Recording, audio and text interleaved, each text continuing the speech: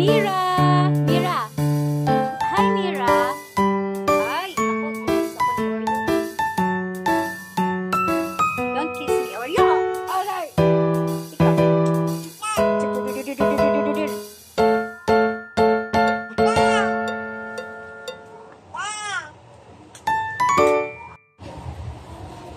Oreo!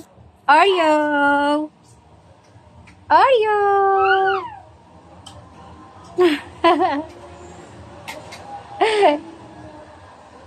What's that, Oreo? Huh? Oreo! Mira! Mira! Mira! Mira! Mira! Mira! Mira! Mira! Hi, Mira! Mira! Hi, Mira! Mira!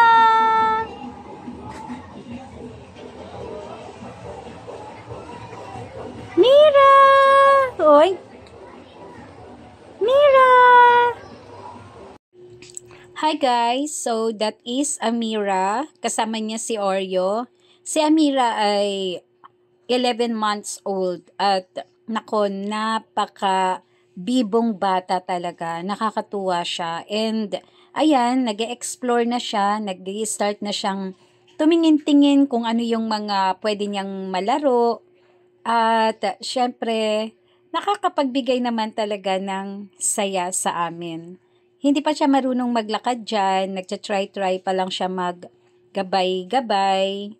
And of course, may kasama siyang ka-playmate niya. Ito nga si Oreo. But ngayon, sa present time, wala na si Oreo. Talagang sobrang nalungkot kami nung time na yon na nawala siya. And okay, so that is Ashti, Jasmine, at ito na si Amira.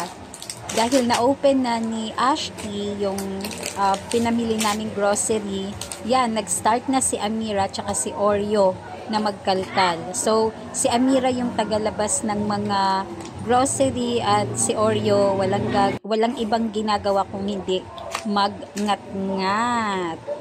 Buti na lang at wala namang mga nasira dyan. So, nakakatuwa talaga silang dalawa.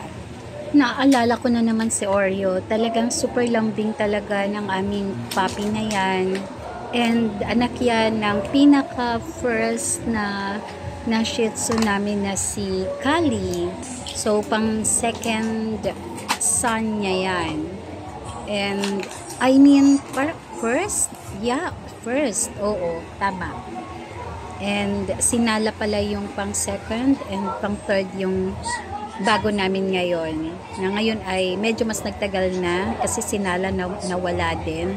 So si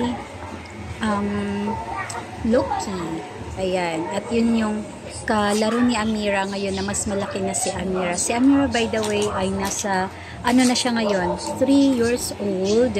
So 2 years ago pa to, itong video na to.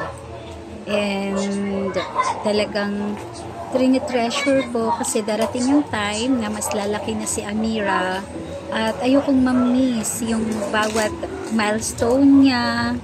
Tingnan niyo si Oreo, sobrang cute. Nasa ilalim siya kanina ng box. So ayan. Thank you guys for watching.